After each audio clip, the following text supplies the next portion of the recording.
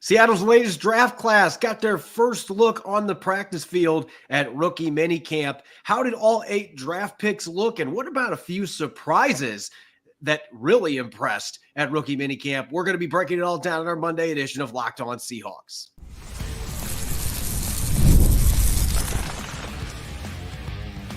You are Locked On Seahawks, your daily Seattle Seahawks podcast, part of the Locked On Podcast Network, your team every day. Greetings, 12. This is Corbin Smith, host of the Locked On Seahawks podcast, your daily Seahawks podcast, part of the Locked On Podcast Network, your team every day. Glad to be joined as always by my co-host in crime, Rob Rang, and a special thanks to all the 12s out there, whether you're listening from nearby Moscow, Idaho, or down in Sioux City, Iowa. We greatly appreciate each and every one of you for making Locked On Seahawks your first listen 5 days a week. We're transitioning now away from rookie minicamp to the start of OTAs. That'll be kicking off later this week for the Seahawks, the final phase of the offseason program. The rookies got their feet wet on Friday and Saturday on the practice field, just playing with other rookies and tryout players. Now they're going to really get thrown into the fire next week with veterans. So we'll be diving into what we saw on Friday and Saturday at the VMAC in the 2-day practice experience of the rookie minicamp. We're going to tackle your questions on our Monday mailbag, and we'll wrap up the show by kicking off our annual undrafted free agent signing profiles with Jack Westover and Carlton Johnson. This episode is brought your way by Monopoly Go. I admit I've got a competitive side, and it is a big fan of Monopoly Go, the mobile hit twist on classic Monopoly. Join your friends and download Monopoly Go now for free on the App Store or on Google Play. Now for your lead story here on our Monday edition of Locked On Seahawks. Typically, Seattle has a 3-day rookie minicamp, but in the first year under Mike Macdonald, had 2 open rookie minicamp practices, the first chance to get some impressions of this year's rookie class. Mike Macdonald weighing in after the conclusion of Saturday's final workout felt like he saw some significant improvements from what his rookies showed in the first day. With his comment, "Great day. I was really proud of the progress from day 1 to day 2. The spirit was there on their assignments. We're obviously going to be chasing all these things, but I thought it was a great rookie camp overall." Really no surprise there, Rob. Mike Macdonald optimistic coming out of this 2-day rookie minicamp where there's only so much you can glean, and yet being there, you could see the energy, and maybe the music wasn't near as loud. Maybe there wasn't as much music, and maybe it wasn't exactly a Pete Carroll practice, but yet you could sense the electricity on the field, and the guys were having a good time. They were putting the work in, and so this was a really good start for this first draft class with a new coaching staff. Well, and that's, as you just said there, with the new coaching staff, it's one of the things I was fascinated to kind of see and hear about myself. The fact that you have this new rookie class coming in, obviously everybody is going to focus in on the 8 draft picks. The fact that there were all these undrafted signings that had already occurred, as well as a tryout player, Buda Jones, a nose tackle from Troy, who's got some interesting tape, Corbin, that also was obviously the biggest storyline. Everybody's going to be focusing on the rookie players, but it was the rookie coaches that I think really deserve a little bit more of a focus than what a lot of people have been giving him to this point. I mean, Mike Macdonald said it himself. I mean, he basically had to kind of step back. And I read your article that kind of called him like almost a spectator at times in the middle of the field, basically allowed Adam Durde and Ryan Grubb to kind of take over with their respective coordinator positions. Of course, Jay Harbaugh as well. And I think that is something that's kind of interesting about this entire process is how exactly is Mike Macdonald going to switch from what you saw there at rookie minicamp to the veteran OTAs, because the rookies don't know anything. I mean, they don't know what they don't know at this point. But the veterans, you come in here and you try some rookie coach kind of maneuvers. The veterans are going to kind of give you a side eye, like, "What are you doing? This is college stuff here. You can't be bringing this to the NFL." And so that to me is going to be one of the fascinating storylines about this entire process. And Corbin, of course, I was not there at the rookie mini camps. I hope to be there at the OTAs, and I certainly will be there at some future training camp and other workouts. But I am fascinated by what you saw as far as the coaches. And then, of course, I expect you to say Byron Murphy, Christian Haynes, the top draft picks, but who of the rookies really stood out to you? Yeah, as you mentioned, I got to start with Byron Murphy II. And this, our co-host friend Nick Lee would be enjoying this segment because I'm going to dive into the fantasy world of Tolkien here, but I see when I watch Byron Murphy II, when I see this guy move, I see the Ents off of the Lord of the Rings. I see the running trees because he has tree trunks for legs. This guy has some of the biggest calves that I have ever seen. And he moves so nimbly on the field with those powerful stumps that he has for legs. And it's just, from a look standpoint, that's really what you can do right now. We can't see him hit anybody. We can't see padded practices yet, but just seeing the movement skills and the size and how hard he was smacking the sleds and the dummies out there on the practice field, he looked every bit like a first-round pick. And I thought Christian Haynes as a third-rounder, and this isn't really a surprise to me because I had a top 40 grade on him. I thought that he was a guy that you could maybe borderline see sneaking into the end of the first round, and he fell to the third. You can just see the natural athleticism for him coming out of his stance, working into his zone and power step blocks. The guy just has it all together with the footwork. And in these practices, that's what can jump out to you with offensive linemen when they're not actually able to block. But I saw a guy that moves pretty well. And I thought that Satawa Lumea also looked pretty impressive from that standpoint. And I don't think people realize just how athletic this kid is until they actually watch him on the field. For 320 pounds, he's pretty darn light on his feet, and he gets into his pulling guard assignments quick. You can just see the fluidity out there. And so really the guys in the trenches, surprisingly, those are the ones that jumped out to me at this mini camp, even though they're not able to hit. And normally those are players that there's only so much you can glean from. You could see the athletes that they have at these positions. Yeah, and I'm sure that you covered this in a previous podcast, Corbin. But for those of of our fans and listeners, and thank you so much to all of you who maybe didn't catch Friday's show or Saturday's show, as you wrote, Satoa Lauamea playing at that left guard position, and Christian Haynes at right guard, and then Mike Droll at the right tackle position. To me, that's just kind of interesting the way that the Seahawks lined up their guards. Of course, the Seattle brought in Laken Tomlinson as a free agent addition. He's presumably going to be at that left guard position. So Satoa Lauamea might be playing his, at least have an opportunity to play into the starting lineup here, depending on what the Seahawks are also going to be doing with their incumbent starter, Anthony Bradford. So that definitely is going to be one of the positional groups that bears a lot of watching. I'm curious what you saw from the linebacker Tyrice Knight as well. And for quickly before I shift the mic back to you one more a moment, as you were describing Byron Murphy II, sorry, brain fart there, because, when I was starting to text some people who were at the practices, one of the things that they kind of noticed, and why I was not surprised at all to see Seattle actually sign Buda Jones after this, is how similarly built that Buda Jones and Byron Murphy II are, and that they are both short, stumpy, very thick, very stout, barrel-chested kind of guys, and that their power, their agility is one of the things that really does impress you. Now, certainly, the first-round pick, Byron Murphy II, is going to be more impressive than Buda Jones in that way. But 35 repetitions to 225 pounds certainly has the weight room strength that you're looking for. And at least according to the folks that I talked with after these practices, again, Buda Jones really showed the hand strength, the physicality, and just awareness of where the football was going that you see on tape at Troy. And again, I think that's, he's very much on the outward looking in, trying to make a spot on this roster. But still, there is no one who should be celebrating more after the rookie weekend, minicamp than Buda Jones, just considering the fact that he entered that camp as the only one who actually walked out of there with a contract after not walking in there being drafted.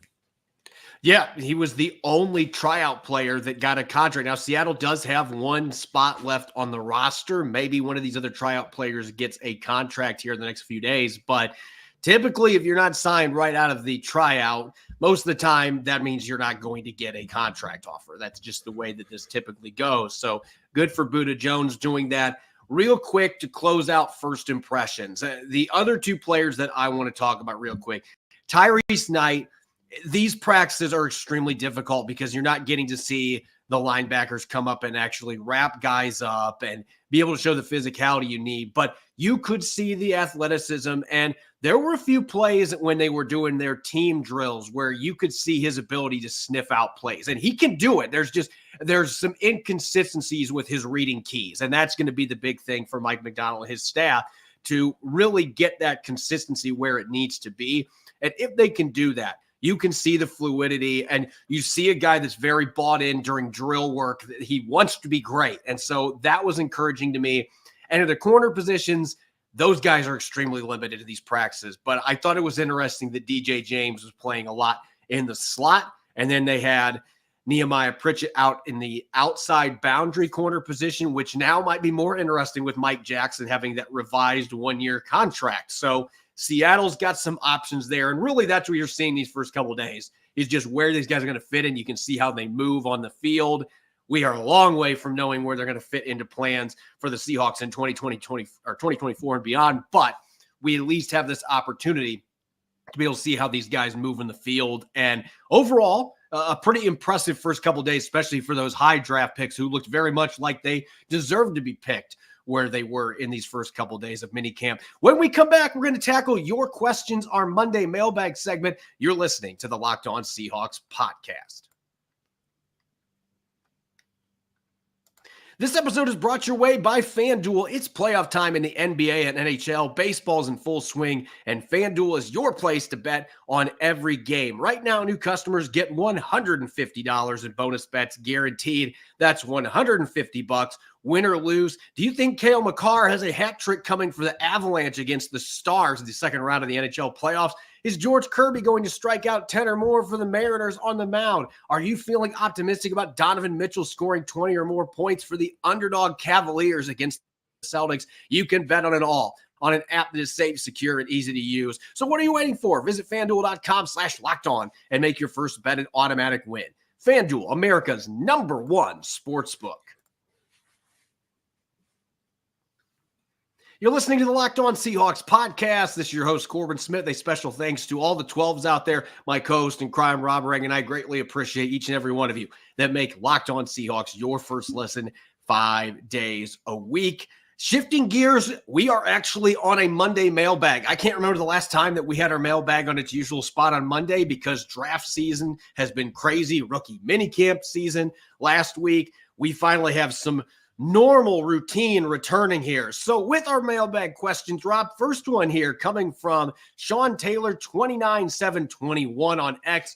What is your guys' take on the NFL, PFF, etc., already counting out Byron Murphy on Defensive Rookie of the Year?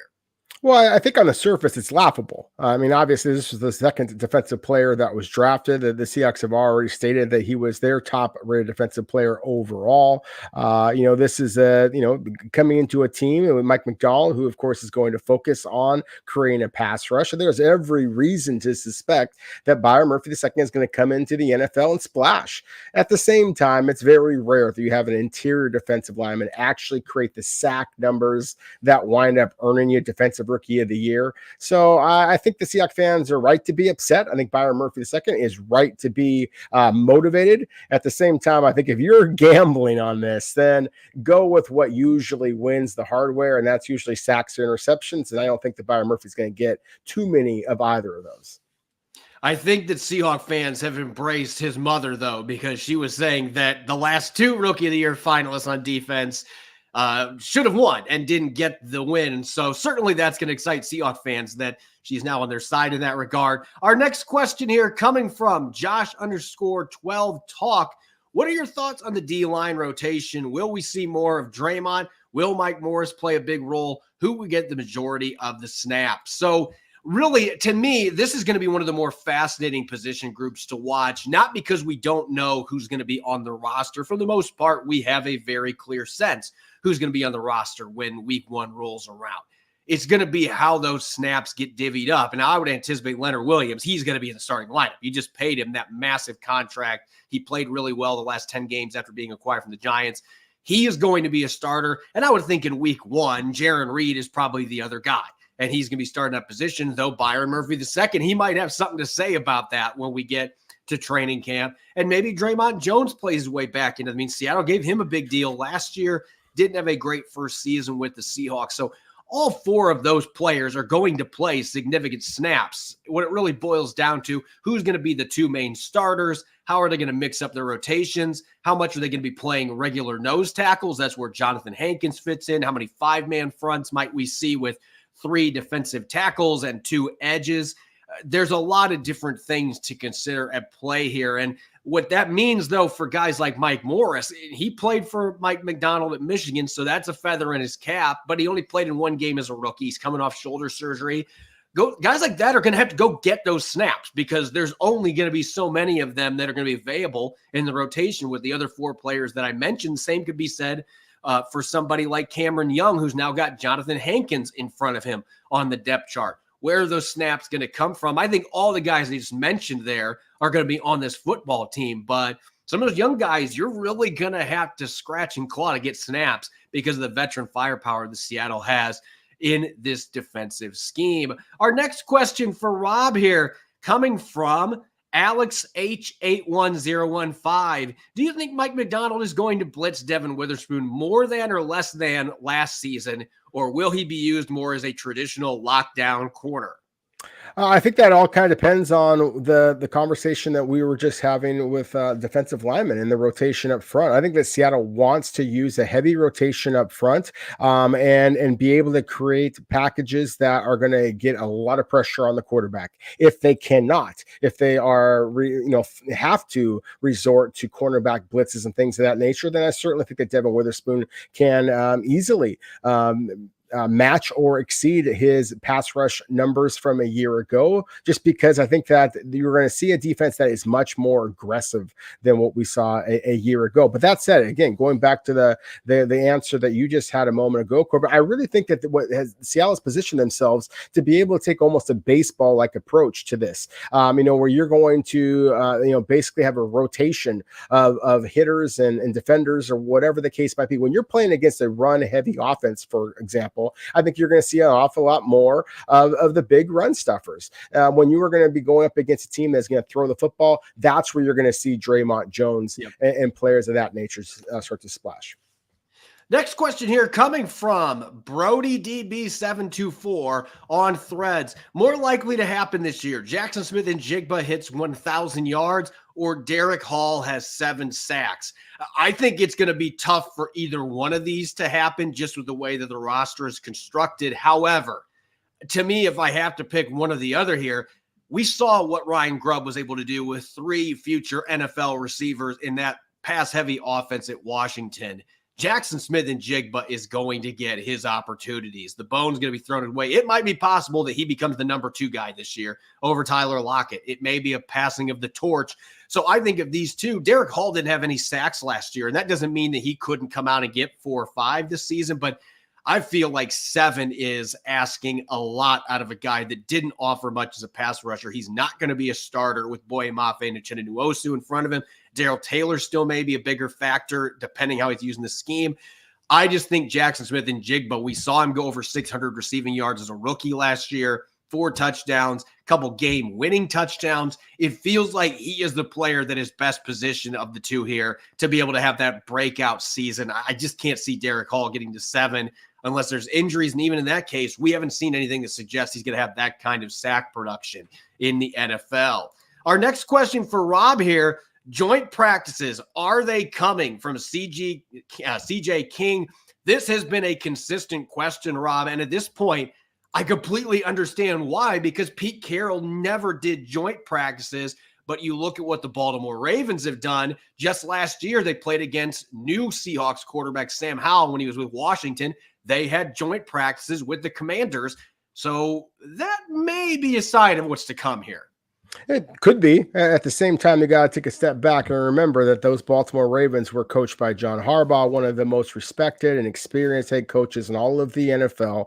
Same thing. There's a great deal of familiarity with the front office there, and so I just don't know, with this being the very first year, of course, that Mike Macdonald is coaching the Seahawks for his first year working with John Schneider, just the regional difference between where Seattle is and, the closest teams you're going to be talking. There's a bunch of teams in Dallas, or bunch of teams in California, including the Dallas Cowboys, who I expect to be back in Oxnard, California again this year. There's been some talk in Las Vegas.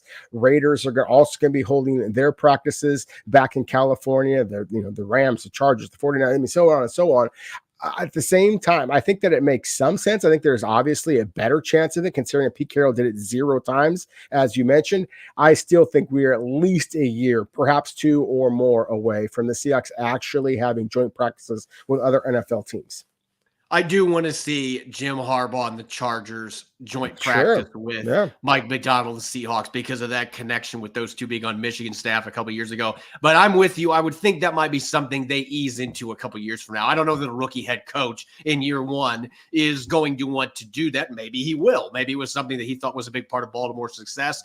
We don't know at this point. Last question. Speaking of Baltimore success, from BD Giddens 6, if you had to choose one 2023 game that had brought the change to the coaching staff, was it the Baltimore butt kicking? So that's what John Schneider said. I've got a little bit different opinion. I agree with John Schneider, and obviously we have to respect his insight on this. That was really something that opened his eyes to what that Ravens defense did, and it made Mike Macdonald the candidate they were looking for. But Rob, you and I've talked about this off the air a handful of times. I feel like the loss to Pittsburgh was really the one that sealed things, because that game, it just felt like the first time that Seattle's defense, it really just kind of bent over and just let the other team walk on them. They didn't fight back the way that we normally see Pete Carroll coach defenses fight back. And seeing what happened in the Baltimore game earlier, I just think that those two games really combined that painted the picture for not just John Schneider, but the people at the top, Jody Allen, everybody else that's at the top.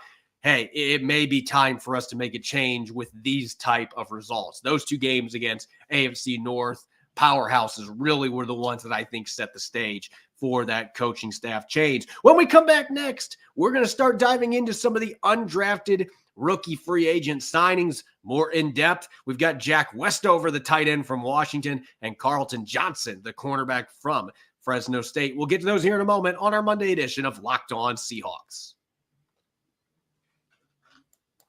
This episode is brought your way by Monopoly Go. We got to pause here to talk more about Monopoly Go. And I know what you're saying. There's a flag on the play. You already talked about that. But there is just so much good stuff going on in this game. You can team up with friends for timed tournaments where you work together to build up each other's boards. The more you win together, the more awesome prizes you unlock. And there's so much you can get on Monopoly Go. Unique stickers you can trade with a friend to complete albums for big prizes. They've got cool new playing pieces to travel the boards with, and hilarious emojis for taunting your friends when you smash their buildings or heist their vaults. The best thing is you don't get penalized like the NFL. Plus, Monopoly Go feels new and exciting every day with constantly changing tournaments and challenges. They've got unique mini games like digging for treasure or the robot machine. And there's always new timed events that can help you win big, like massive multipliers for everything you win or rent frenzies. There's always something fun to discover in Monopoly Go. So get off the bench right now and go download it for free on Google Play or the App Store. Game on. You're listening to the Monday edition of Locked On Seahawks. I'm your host, Corbin Smith. Glad to be joined, as always, by my co-host in crime, Rob Rang. And a special thanks to all the 12s that are tuning in. And thank you, as always, for making Locked On Seahawks your first listen 5 days a week. We greatly appreciate it. Undrafted free agents have been at the backbone of the Seahawks' success over the past 10-plus years. Under Pete Carroll and John Schneider. One of those two is no longer with the team, at least in the previous capacity. John Schneider now working with Mike Macdonald, but Macdonald talked about this on Friday, the amount of value that undrafted players have in his program. If you want to win in the NFL, you've got to be able to find undrafted players that not only can make your roster, but can be contributors. That is a key factor for making noise in the postseason. The best franchises, the best ran franchises know how to do that, Rob. And so we're going to take a lot of time here over the next few weeks to get to know some of these undrafted signees the Seahawks have brought in this year's class. And we're going to start off local, not just because I coach this player, but because you and I both are in agreement that Jack Westover, coming with Ryan Grubb to Seattle, he played for Grubb the last several years with the Huskies, that he may have one of the better opportunities here for this undrafted class to be able to make this football team even after Seattle drafted A.J. Barner in the 4th round. He's got the softest hands of any tight end in this class, Corbin. So that's one of the things that definitely is going to help him out. He was charged by Pro Football Focus with one drop this past year. I watched that game. It was against Stanford. The defensive player just ripped the ball out of his hands. It wasn't a drop. He had a couple of catches, one against Utah, one in the rain against Oregon State, that just showed incredible timing, awareness of the ball in flight, and body control to adjust. I know that it's sacrilegious to suggest that Michael Penix Jr. ever threw a inaccurate ball, but he did. And Jack Westover, it seemed like every single time it was to number 37, and he showed incredible ability to adjust to the football to make the clutch reception. He was a guy, and as you mentioned, and this is a former basketball player, and somebody that you coach personally, so you are going to have a better awareness of his football awareness than most. But I think that's something that, again, Ryan Grubb, Scott Huff are certainly going to know very, very well, just what a smart football player that he is. The reality is that he's not an elite athlete. He is certainly not the type of run blocker that the Seahawks have prioritized at tight end in the past, but that's exactly what A.J. Barner might be able to provide. That's what Farrell Brown might be able to provide. Noah Fant, of course, Seattle's starter at tight end, has the speed and great ball skills as well, but Westover has got something to him. So I think that he's got a legitimate chance, if not to make the roster outright, he would be among my favorites to be the practice squad candidate at this point.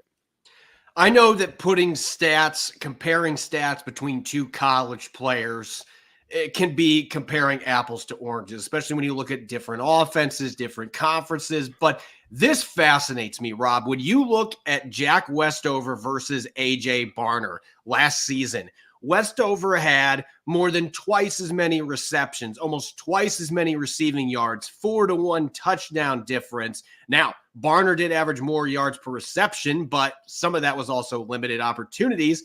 Westover had 158 yards after the catch, just 107 for Barner. And this is what fascinated me, and it matches the film I watched. I think A.J. Barner is a better inline tight end. He's better built to be able to do that. But Jack Westover is not a slouch in the blocking game.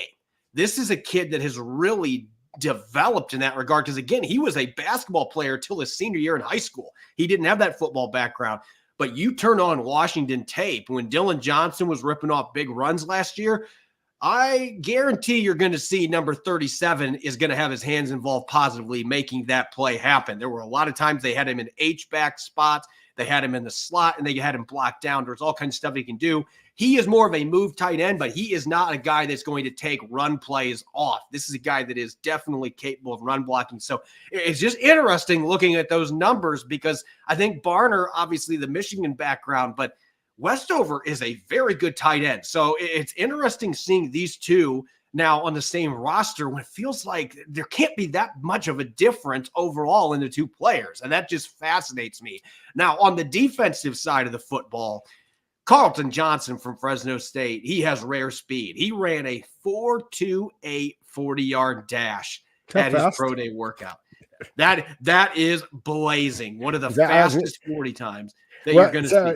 Didn't mean to interrupt you there, but I was trying to, kind of mimic John Schneider when I think it was Nehemiah Pritchard who basically said that he ran the 4.2s during his pro day, and John had something kind of sarcastic. Is that fast or is that good or something like that? So sorry, I'll let you finish your introduction here of Carlton Johnson.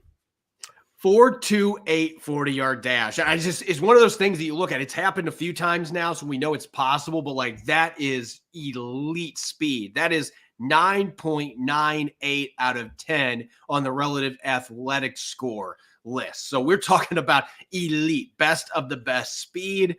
And yet when you turn on the tape, I don't always see that speed from this kid. And he gave up almost 600 receiving yards last year at Fresno State. Now, he had 4 interceptions. He had 7 pass breakups. He's got really good ball skills. He's 5'10", 173 pounds, though. Not a big guy. He's probably going to have to play in the slot. The issue is, as fast as he is, his change of direction skills, I hate to say this, but it was somebody on our social media. Honestly, it was the right comparison. It is basically a speedy player that turns the corner like a boat. this guy had really poor agility testing numbers. I believe it was a 4.33 in the short shuttle, well over 7 seconds in the 3-cone. Didn't have good times, and that is such a important athletic test, those two, for the slot position when you're having the two-way goes that you have to deal with. And so you're already playing in a deep cornerback group. There's a lot to like. There is pure speed there. There are plays that you see that 4.28 speed, but it's inconsistent on film. There's a lot of ball production, but there's also a lot of big plays allowed, averaging over 12 yards per reception against him last year in coverage. So this feels like a player that the best chance he's going to have to make this football team, he's going to have to come out and really play well in the slot, but you better be able to use that speed as a gunner, because special teams is where you're going to be able to add value for this football team. Yeah, again, with his speed, I think that definitely the special teams aspect is important. I do see the straight line speed to be able to handle playing on the outside against traditional speed receivers. I see that on tape as well as in the 40-yard dash time. Unfortunately, I do have to agree with you that he's pretty sticky. He doesn't really change direction quite as smoothly as you would expect for a speedster. And so he's not as quick as he is fast. Sometimes you get guys that aren't both. And then, as you said, 173 pounds, Corbin. We talked before about Byron Murphy's calves. It's essentially the same size as this kid's thighs. That's a problem. And unfortunately, 2 years at Fresno State, a pretty high level of football. You consider all the prospects that have come out of there and the rest of that conference over the years. But at the same time, his first year there as a 173 pounder, he missed several games due to a broken foot. Now, it's kind of a freak injury, dropped a weight on his foot. I mean, that's going to happen to a big guy, but still the point is you're talking about a player that doesn't have that much experience. And then you mentioned the 4 interceptions. 3 of them came in the same game. They were against Arizona State. And that is a game to watch if you want to get excited about what this kid can do, because one of his interceptions was actually an off coverage. He recognized the receiver breaking out behind him, goes off of his primary responsibility and makes the interception. Another one, he shows great closing ability. The throw was in front of him and he charges downhill and is able to make a nice interception. That one. Another one was he actually went up and fought for a 6 foot, 173 pounder, actually shows some size, some physicality in competing for jump balls, and including against the run. He's not a wimp. He will go out there and hit you. At the same time, again, the level of competition is going to jump up so much. If the Seahawks does decide to move him inside to that nickel spot primarily, he's going to have to be that much more aware of all the big bodies around him. But still, to me, one of the interesting things, one of the underrated elements of this draft process, in my opinion, Corbin, from the Seahawks perspective, is I think for so long, at least I associated Seattle going with corners that had elite speed as a Pete Carroll thing. Clearly, this is a John Schneider thing, considering that all 3 of the corners we talked about, the 2 Auburn guys, both 4.4 or less. And then, of course, this kid in the 4.28, clearly straight line speed and good height remains very high on the priority list for the Seahawks. John Schneider still is feeling the need for speed. There's clearly no doubt about that, and it's not a surprise. We are seeing a little bit of differentiation maybe in some of the body types that they're bringing in, but from an athletic trait standpoint, they are still looking for those guys that have track speed. That is clearly at the top of the priority list for John Schneider in the scouting department. As always, you can follow me on X at Corbin Smith NFL. You can follow Rob at Rob Rang. Make sure to subscribe to Locked On Seahawks on YouTube and wherever you listen to your podcast to make sure you don't miss a single episode. Coming up tomorrow, we'll have a couple more undrafted rookies that we're going to be looking at, and then we're going to start breaking down some interesting positional groups coming out of the draft. And of course, we got to look at the right guard position. Christian Haynes, Anthony Bradford. Is anybody else going to throw their helmet in the ring? We're going to have some fun with that on tomorrow's show. So make sure you're listening in. Enjoy the rest of your Monday. Go Hawks.